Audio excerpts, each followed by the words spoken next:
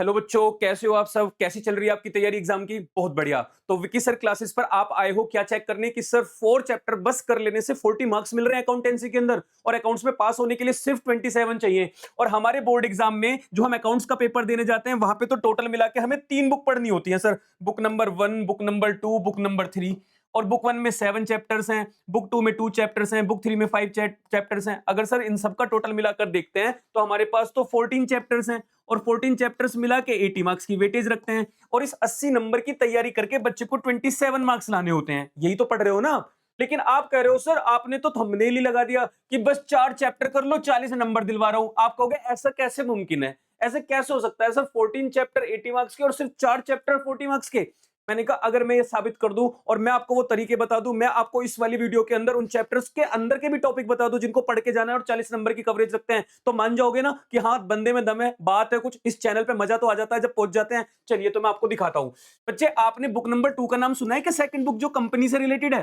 क्या आपने इसमें चैप्टर नंबर 8 और chapter number 9 issue of share और इशू ऑफ डिबेंचर्स का नाम सुना है क्या? आपको पता है ये दोनों मिलाकर 24 मार्क्स की वेटेज रखते हैं बोर्ड एग्जाम के अंदर।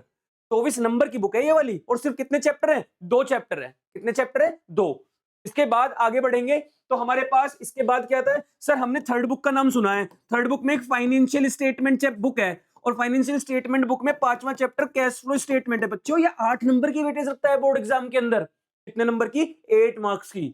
और सर बुक नंबर 1 में एक चैप्टर का नाम सुना है एडमिशन। एडमिशन चैप्टर जो आपने नाम सुना होगा, चैप्टर नंबर जहां तक है 4, आपने चैप्टर नंबर 4 भी देखा होगा। इस चैप्टर में से वैसे तो 10 नंबर का, लेकिन 6 नंबर का डायरेक्ट क्वेश्चन, एक एक नंबर के 2 एमसीक्यू, 8 नंबर की ये वेटेज रखता है।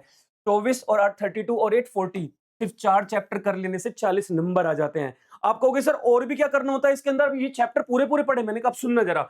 शेयर चैप्टर में बैलेंस शीट वाले क्वेश्चंस की प्रैक्टिस करो, प्रो राटा की प्रैक्टिस करो, और साथ ही साथ इसमें जो 4 फीचर वाली एंट्रीज होती है 3-3 नंबर में, इनकी प्रैक्टिस करो ओनली। इश्यू ऑफ डिबेंचर में ज्यादातर मैक्सिमम टाइम 2 ही टॉपिक पूछे जाते हैं, अदर देन कैश और विद टर्म ऑफ रिडम्पशन वाला issue of debenture with term of redemption. ये 2 बहुत इंपॉर्टेंट है, हॉट टॉपिक है। कैश फ्लो स्टेटमेंट में पूरी कैश फ्लो स्टेटमेंट आपको बनानी आती है, बहुत बढ़िया है। अगर नहीं भी आती तो ऑपरेटिंग एक्टिविटी और फाइनेंसिंग एक्टिविटी आपके लिए बहुत इंपॉर्टेंट होती है।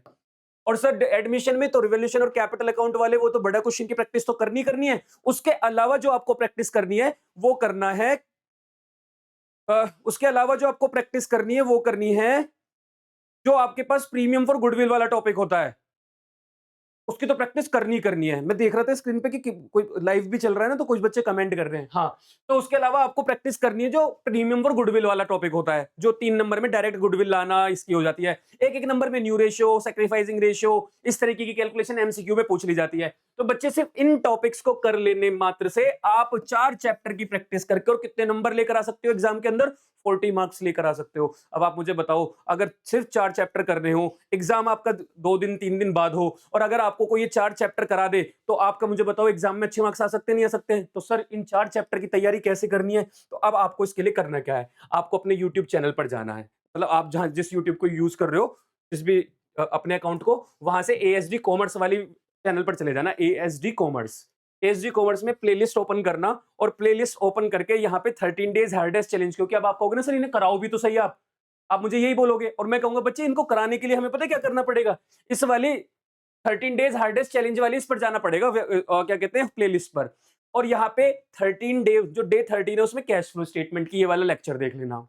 उसके अलावा और क्या करना है सर? डे 9 और डे 8 में issue of share, issue of debenture देख लेना। और उसके अलावा डे 4 में एडमिशन ऑफ पार्टनर देख लेना। ये 4 वीडियो देख लेना। ये किसकी है? ये मैंने ही पढ़ाया है।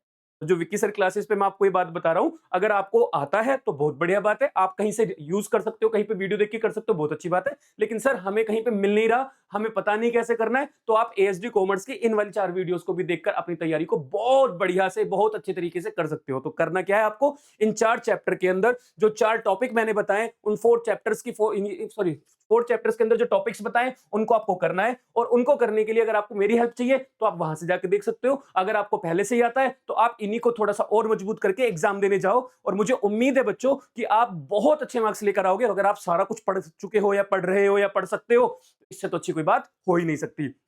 आपको लग रहा है कि सर और भी कुछ इंपॉर्टेंट बात है जो अकाउंट से रिलेटेड आप हमें बता सकते हो? तो मैंने कहा बच्चों आप यहाँ पे कमेंट करना, जो भी दिक्कतें आप परेशानी आपको लग रही हो उसको कमेंट करके बता दो।